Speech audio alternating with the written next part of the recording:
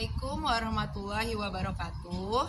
Saya Rahayu Mulyawati, mahasiswa PAI dalam jabatan Batch 2 tahun 2024, LPTK UIN Syarif Hidayatullah Jakarta. Pada hari ini, Kamis 30 Januari 2025, saya siap mengikuti UKM PPG tahun 2024. Sekian, wassalamualaikum warahmatullahi wabarakatuh. Assalamualaikum warahmatullahi wabarakatuh. Waalaikumsalam warahmatullahi wabarakatuh. Sebelum kita mulai pelajaran, ketua kelas mohon dipimpin doanya. Kelas 6 sikap rapi. Rapi, Bu. Siap baca doa.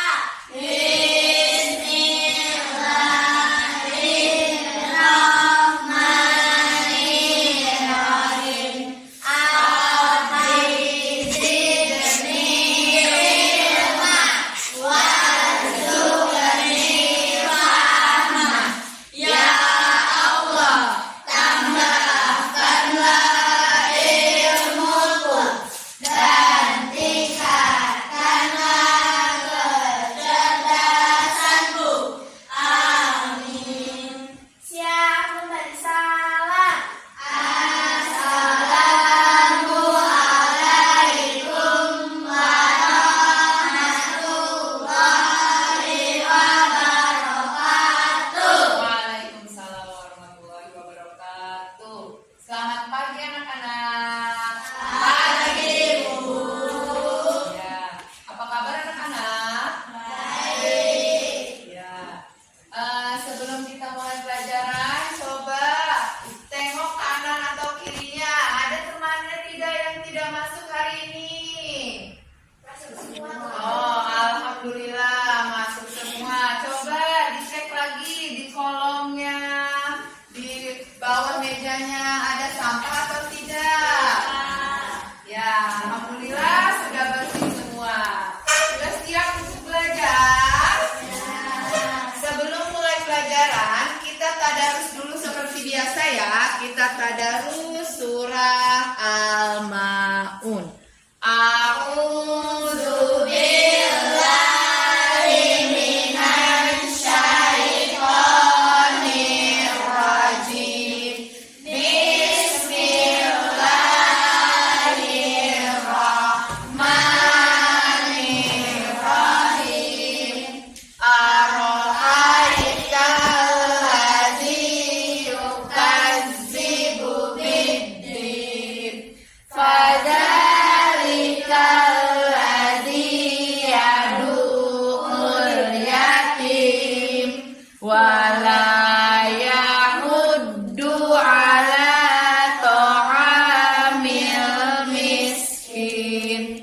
Fawailul lil musallin alladzina hum an salatihim sahun alladzina hum yura'un wa yamna'unal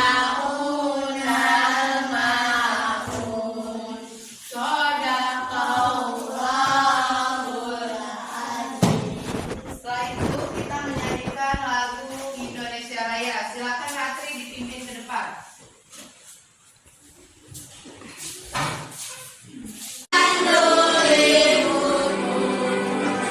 Indonesia bersatu.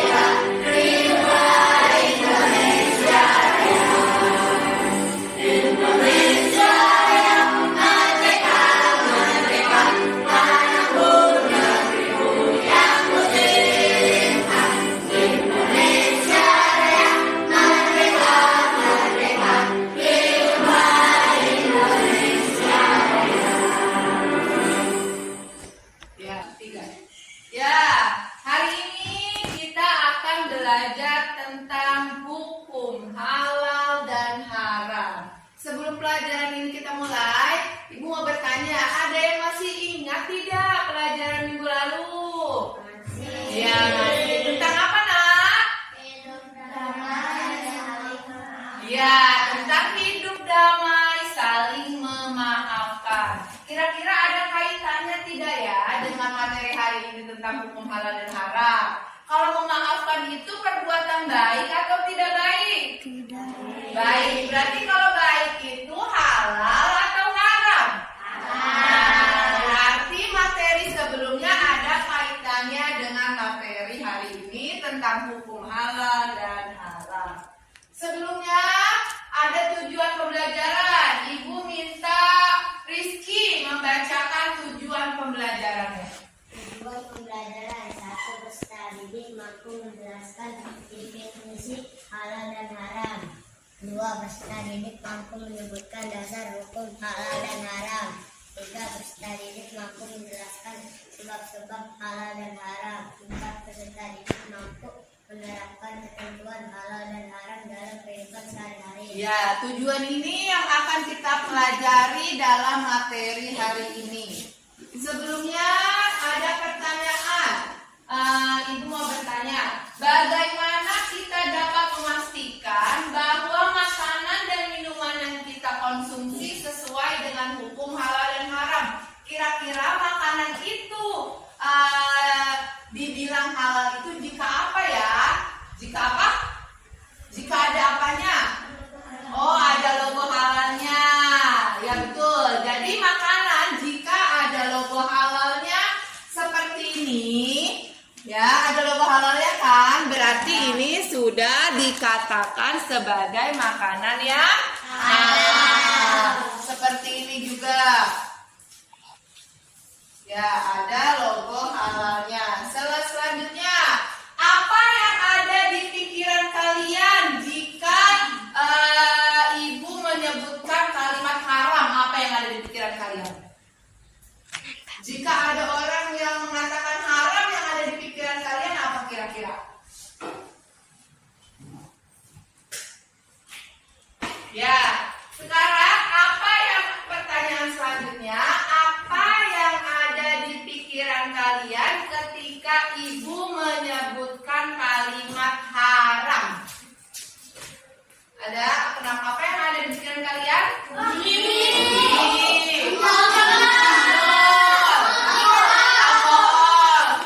Minyak babi, makanan yang mengandung babi. Tuh, selanjutnya apa yang ada di pikiran kalian ketika ibu mengucap kalimat halal?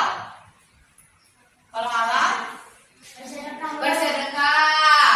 Selanjutnya, makanan sehat, memaafkan. Yang tadi kan, ya semua itu adalah contoh dalam menetapkan hukum dan peraturan agama.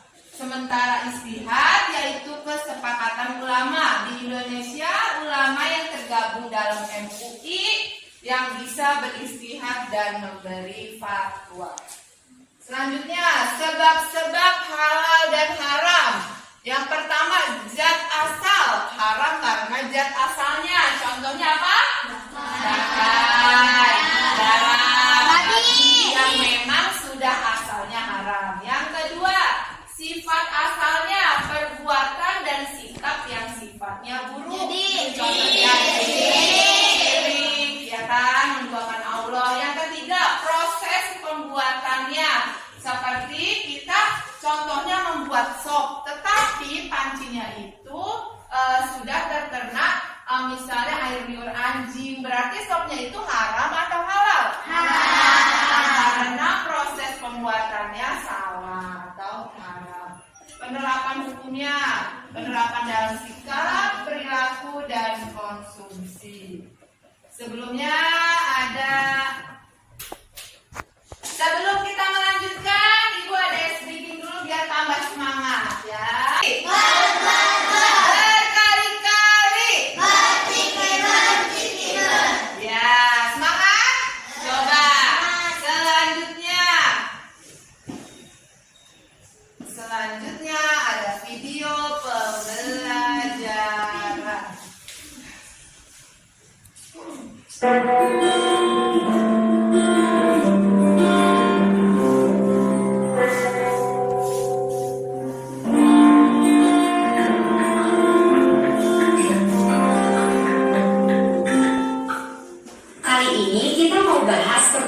produk-produk halal dan haram pada makanan dan produk turunannya nih.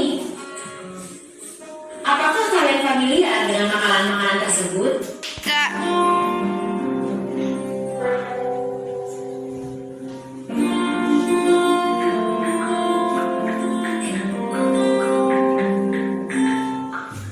Kali ini kita mau bahas tentang produk-produk halal dan haram pada makanan dan produk turunannya nih.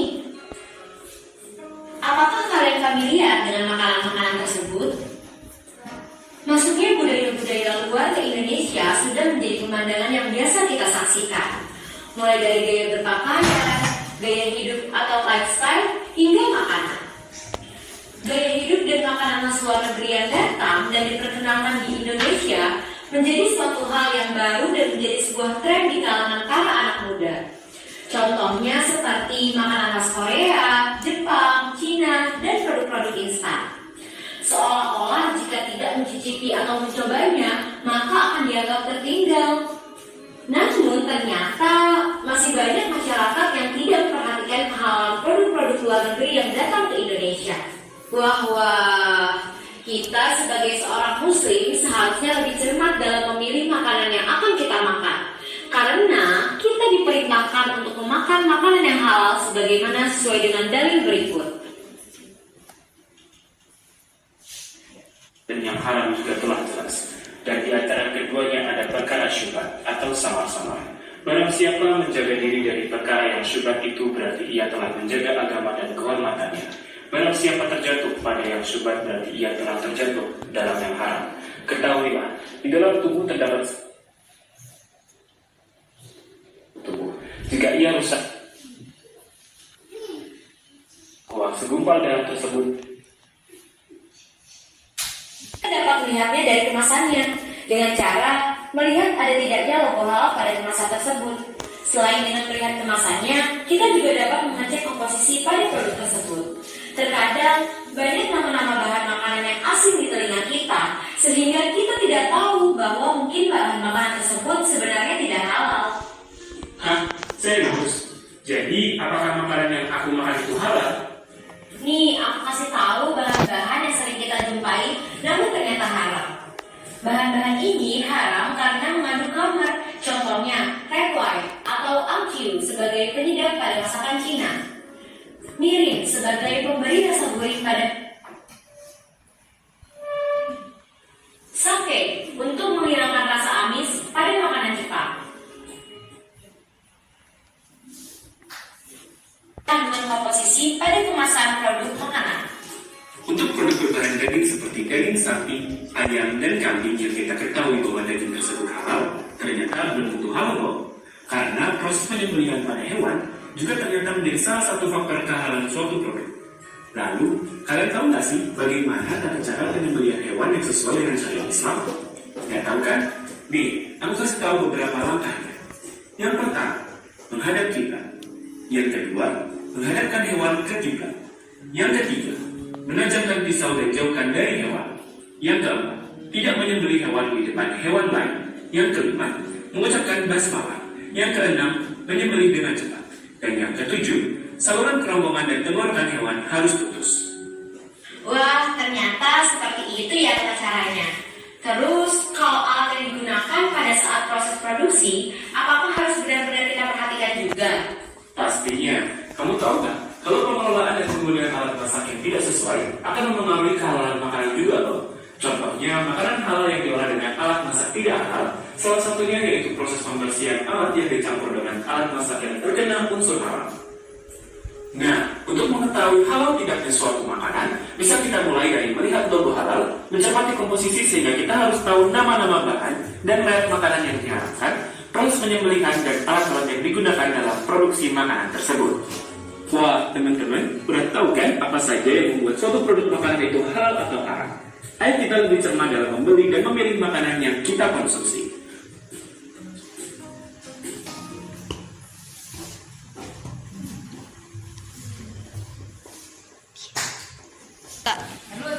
Tiga. Ya. Setelah kalian melihat video tadi, apa yang kalian tangkap dari video tersebut? Apa yang tangkap dengan video yang tadi? Ya, tidak boleh salah membeli barang karena kalau ada yang tidak ada logo halalnya, boleh dimakan tidak? Tidak. Selanjutnya Ais, apa yang Ais tangkap tentang video tadi? Apa Ais? Hail, yang Hail tangkap dari video tadi apa Hail? Lebih meneliti makanan yang dikonsumsi. Regi, yang Regi tangkap dari video tadi apa? Lebih teliti. Rizvan, yang Rizvan tangkap dari video yang tadi Rizvan tonton apa? Lebih teliti untuk memilih makanan. Ya, lebih teliti karena banyak sekali produk makanan yang biasa kita makan seperti yang dari Cina itu belum teruji kehalalannya. Selanjutnya, sekarang kita meneliti. Setelah Ibu bagi kelompok, Ibu akan membagikan LKPD soal diskusi ke kalian. Jadi kalian nanti mengisi boleh dengan berbagai sumber, boleh melihat buku atau internet yang setelah disediakan. Ini untuk kelompok 1, kelompok 2, dan kelompok 3. Ibu beri waktu 30 menit, bisa dimulai dari sekarang. Jadi kalian bisa memanfaatkan sumber belajar yang kalian punya. Ini kelompok 1, kelompok 2, dan kelompok 3. Ya, kalian boleh melihat dari berbagai sumber belajar yang ada. Jangan lupa ditulis nama kelompoknya.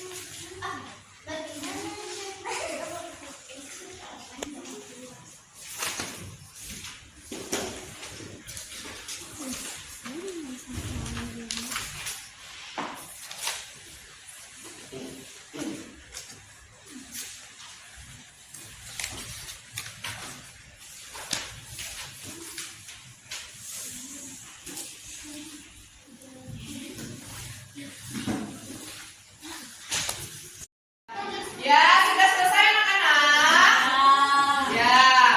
Setelah kita diskusi, sekarang waktunya presentasi. Dimulai dari kelompok 1 maju. Yang lain mohon perhatikan ya. Ya, baca. Assalamualaikum warahmatullahi wabarakatuh. Waalaikumsalam warahmatullahi wabarakatuh. Kita dari kelompok 1 akan Presentasikan hasil kelompok kami. Ya, bacakan. Yang lain simak ya. Allah menetapkan hukum halal dan haram dalam kehidupan umat Islam. Karena Allah adalah Sang Pencipta dan pemberi nikmat kepada manusia, sehingga berhak menghalalkan atau mengharamkan sesuatu. Bagaimana cara menghadapi situasi di mana kita merasa kesulitan untuk menemukan makanan halal saat bepergian ke negara yang mayoritas penduduknya non-Muslim? Mencari makanan yang berlogo Ya, tepuk tangan untuk presentasi kelompok 1. Waalaikumsalam. Selanjutnya dari kelompok 2, silakan perwakilan maju ke depan.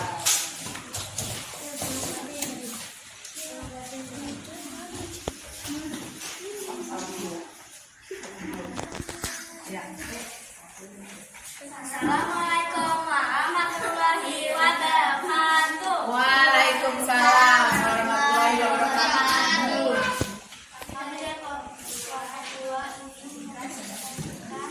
Hasil diskusi kami.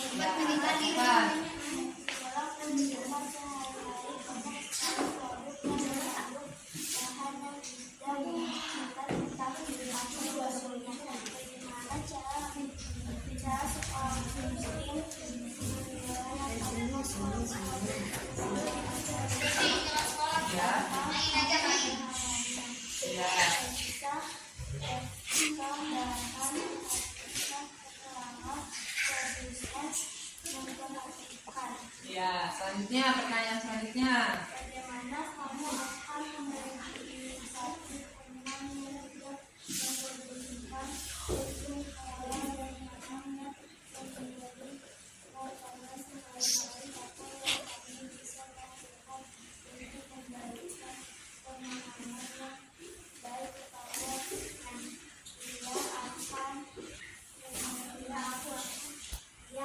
aku akan mengajuinya dan memberitahunya. Ya, tepuk tangan untuk kelompok 2. Waalaikumsalam warahmatullahi wabarakatuh. Selanjutnya kelompok 3, silakan maju ke depan. Regi dan Haya, silakan maju. Baca ya, salam dulu. Assalamualaikum warahmatullahi wabarakatuh. Waalaikumsalam warahmatullahi wabarakatuh. Saya ingin mempresentasikan hasil diskusi dari kelompok kami. Tidak membeli produk tersebut.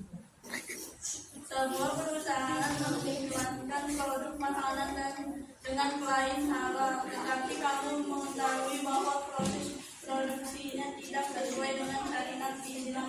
Apa yang sebaiknya kamu lakukan? Jelaskan pertimbanganmu. Jika ada sebuah produk yang tidak tercantum label halal, menganggapnya haram, jelaskan alasannya. 1. Tidak membeli produk tersebut. 2. Boleh karena makanan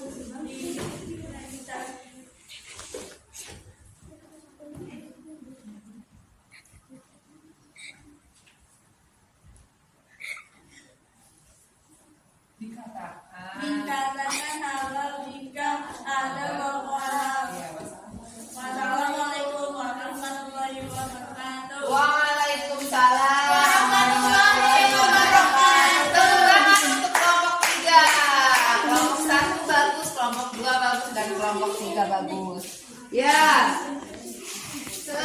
Selanjutnya. Ya, setelah kita pelajaran hari ini, setelah kalian menonton video, melakukan diskusi, kalian mempresentasikan, kira-kira bagaimana tentang pelajaran hari ini? Menyenangkan tidak? Terus kita dapat mengetahui apa itu halal, apa itu haram, bagaimana cara menentukan makanan itu bisa dikatakan halal atau haram. Sekarang ibu mau bertanya, apa yang dimaksud halal? Halal apa ya? Segala sesuatu yang boleh dimakan. Kalau halal, segala sesuatu yang tidak boleh dimakan. Contoh dari halal apa aja? Halal, sedekah, terus makan daging sapi, terus apa lagi? Daging ayam,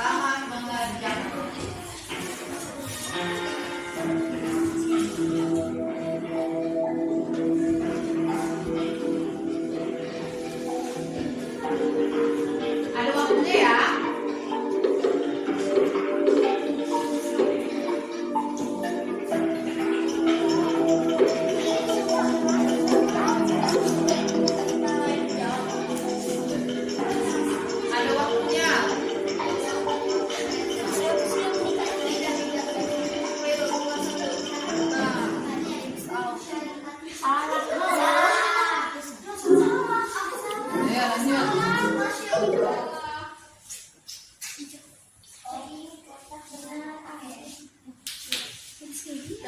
angkat tangannya, Bu. Angkat tangan.